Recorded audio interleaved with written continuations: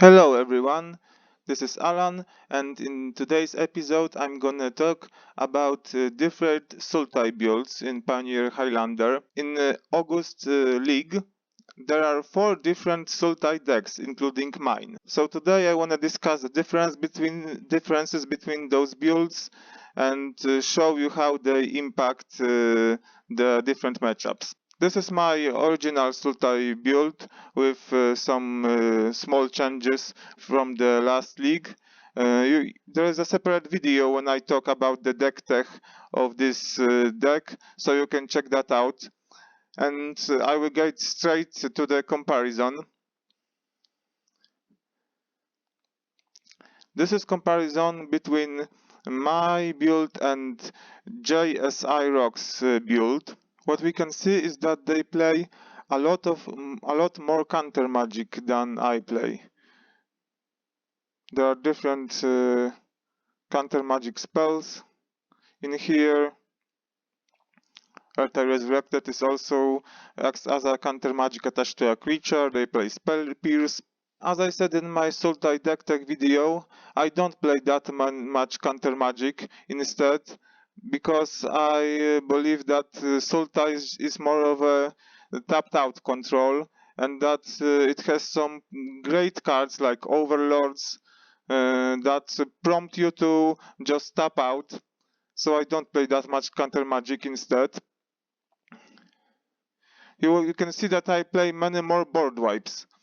Withering Curse, Vicious Rivalry, Midhook Massacre, Massacre Girl, Extinction Event, and even Poison the Waters. It's kind of small removal, small board wipe, because it's only gets creatures with 1 toughness, but still.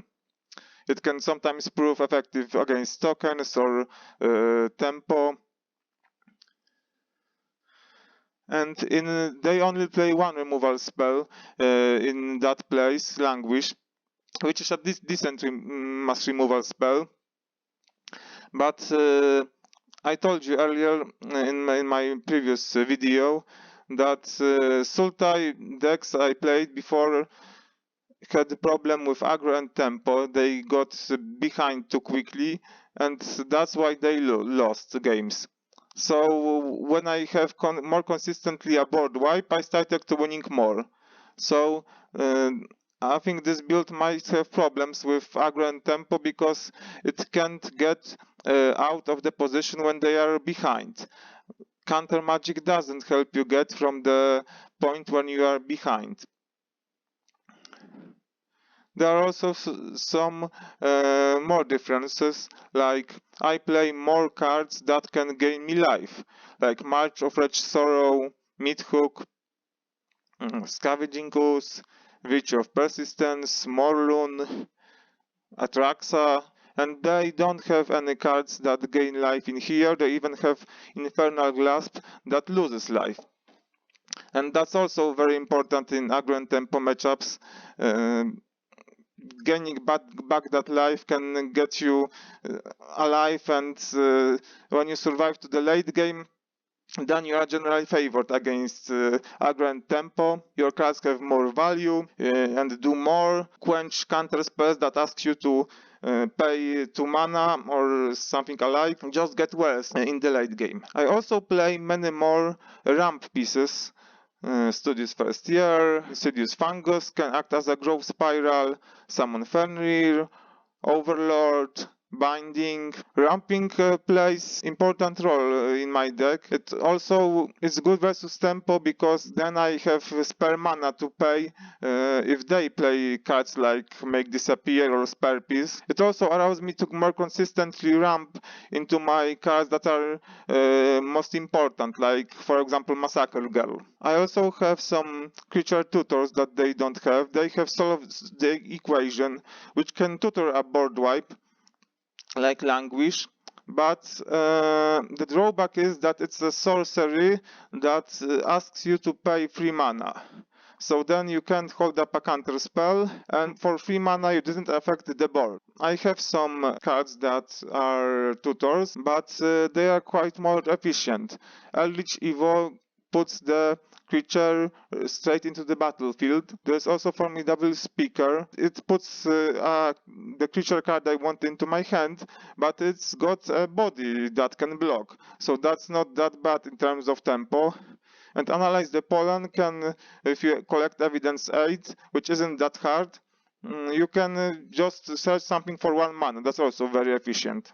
There are also some cards in this build that I find not that great, like Ashok Dream Render. Yes, it has got a static ability that sometimes it's annoying, and it's a good graveyard hate, but aggro doesn't care about it. Tempo can also don't care about it and just kill you straight away. So I wouldn't play it myself. Ertai, I played it for a while, but giving my opponent a card for the troubles wasn't that good, and the body wasn't also that relevant, so I ended up cutting it. I also don't think that Ralzarek is very good here. I think that's card more for Reanimator or maybe a discard deck like Madness. There aren't that many creatures that it can return with mana value 3 or less. When you see these cards, I see like 2 creatures that can be returned with Ralzarek. I also don't like Jace that much, because there are many games where my opponent was aggro, let's say, and they played creatures, and I played, let's say, some kill spells and some maybe draw spells. Let's say they had a cheap creature removal like Fatal Push or Burst Lightning in their hand. When I didn't play any creatures, they just didn't have anything to remove. But when I played Jace, oh, suddenly their Fatal Push stopped being a dead card in their hand and they could kill Jace. So I didn't transform Jace that consistently, and I ended cutting it.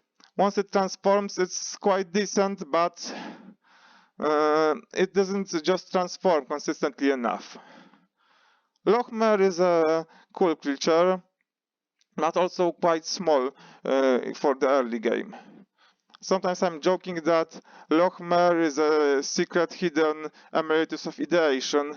The difference is that Emeritus costs total 6 mana to pay to draw 3 cards, and for Lochmer you have to pay total 8 mana to draw 3 cards. Although I have to admit that Lochmer is more flexible, and stunning a creature is also a good ability. There is also Lily of the Veil.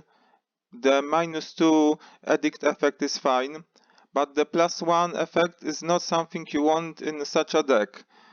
You have a lot of card draw, like Legend of Kuruk, like Narset, like other Emeritus, consult the star charts, stock up, and you don't really want to discard the cards that you draw.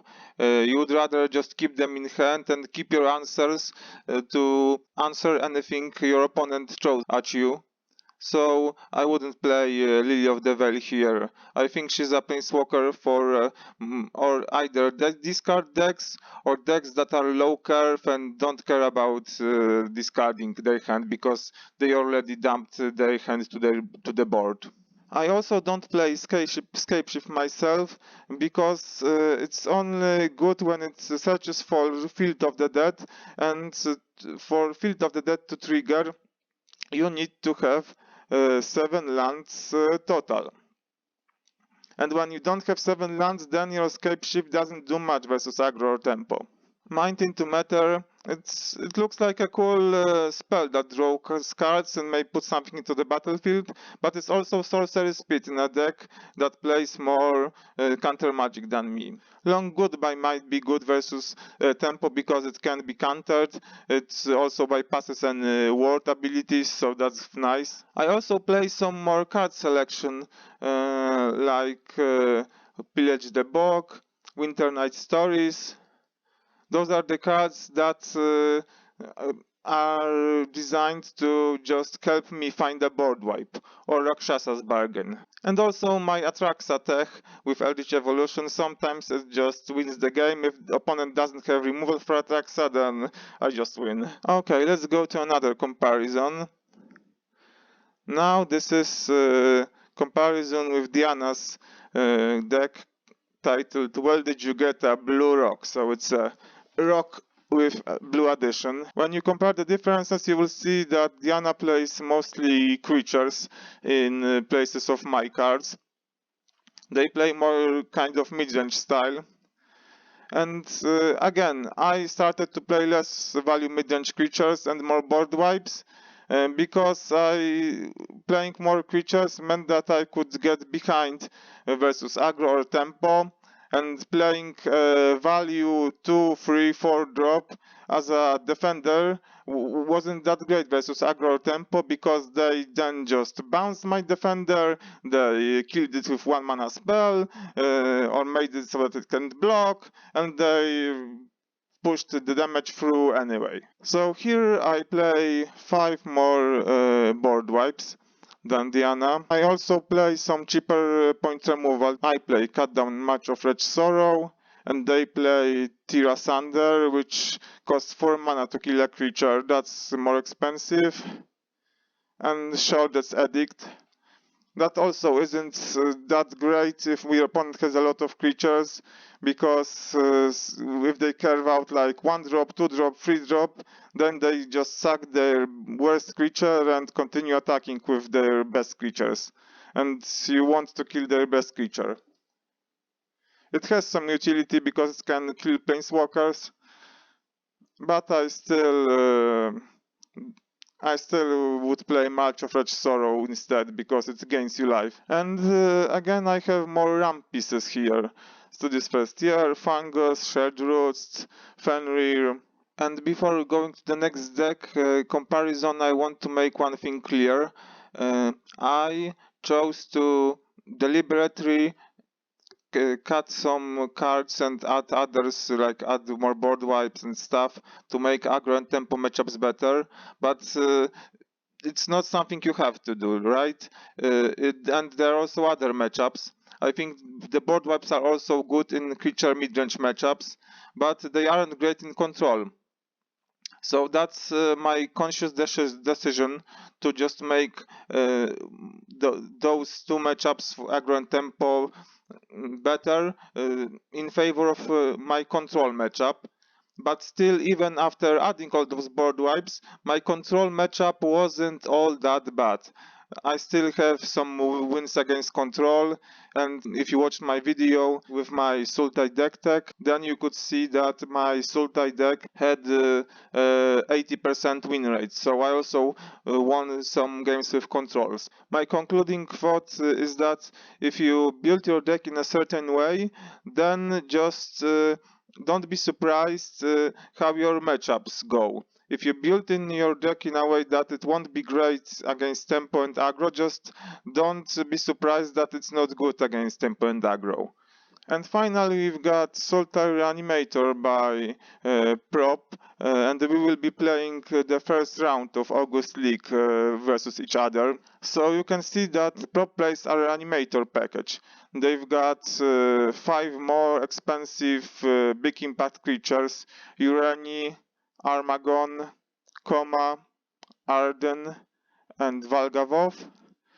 They also play a few spells that can reanimate them, like Cruelty of Geeks, Return Upon the Tide, Valgavov's Faithful, Zombify, Liliana Dev's Majesty, Setship Brute-Tender, and they play a lot more spells that can mill you or draw and discard cards, just to fuel that Reanimator strategy. The differences are again similar. I play more ramp spells. I play a Massacre Girl and Withering Curse and Extinction Event, so that would be 3 more board wipes. This matchup can go either way, because if they can establish a creature that makes a lot of value and I can't counter it, that's bad. But if I can disrupt their reanimation, I think I can be ahead. I have 3 more graveyard hyped pieces than Prop. I've got Deathrite Shaman, I licensed Hears and Scavenging Ooze, and we both play Ghost Vacuum. I don't know which build is better, but I think we will just see.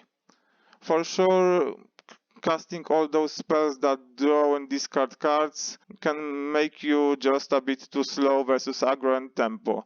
You want to find your best cards and your board wipes, but if you play too many too expensive cards that just draw and discard cards, then you might just get too much behind. They also play a card, Mind Roots, which forces me to discard 2 cards, and they can even ramp if I discard the land. That's a card I don't want to see in the mirror match. And that's all I've got for you today. Let me know what you think about different Sultai deck builds. Which do you think is the best? We will see how the August League will play out and who gets what kind of record. If you liked my content, you can like, subscribe, leave a comment. Thank you and goodbye.